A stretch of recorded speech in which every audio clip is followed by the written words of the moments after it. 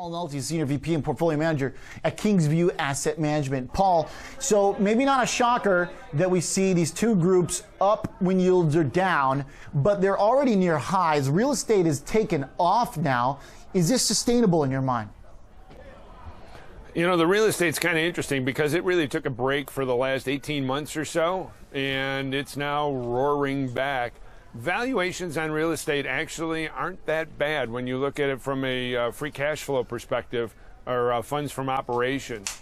So real estate, I think, can have another 10-15% run from here.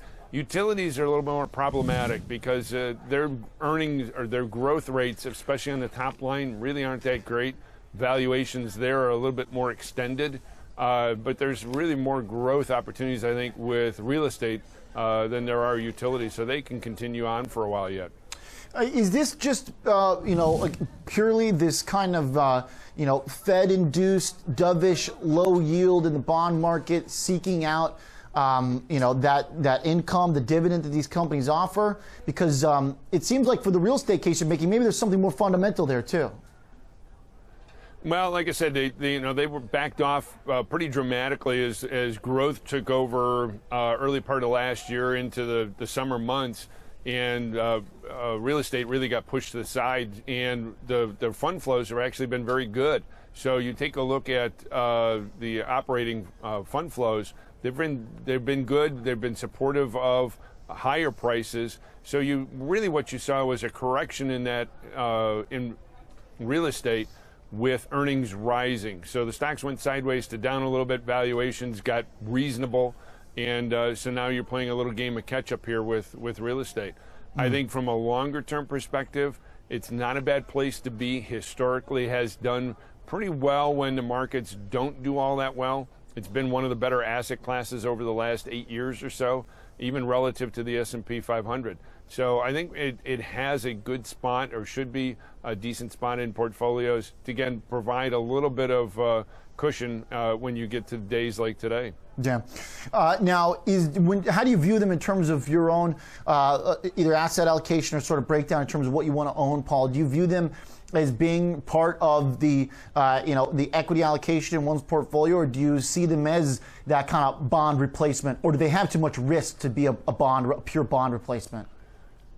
Yeah, in our minds, really, they do have a lot more risk than a bond replacement. So it's part of the equity bucket for us. On the fixed income side, it's the part of the portfolio that lets me sleep at night.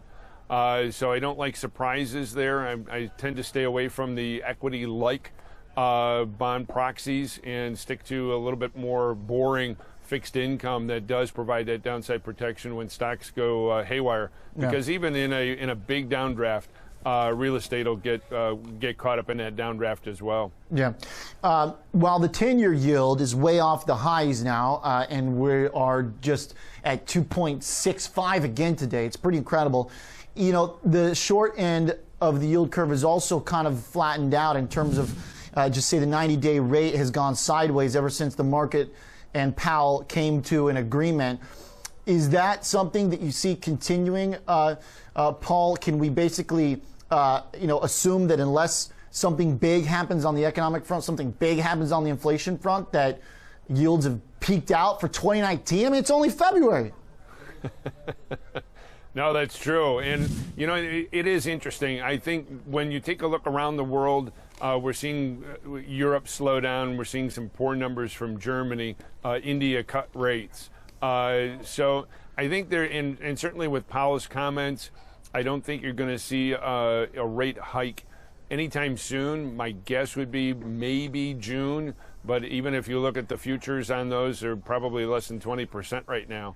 And when you look at the economic data and some of the sentiment indicators, they're not all that fabulous. So you've got growth that's probably in the 1.5% to 2% GDP growth. Inflation you can't really find in too many places outside of wages, and even then it's muted. So it's hard to argue that the Fed really needs to be all that aggressive in raising rates here. And the economy is doing okay. We're probably one of the better houses in a lousy neighborhood. but it's not saying much as far as our overall growth picture goes.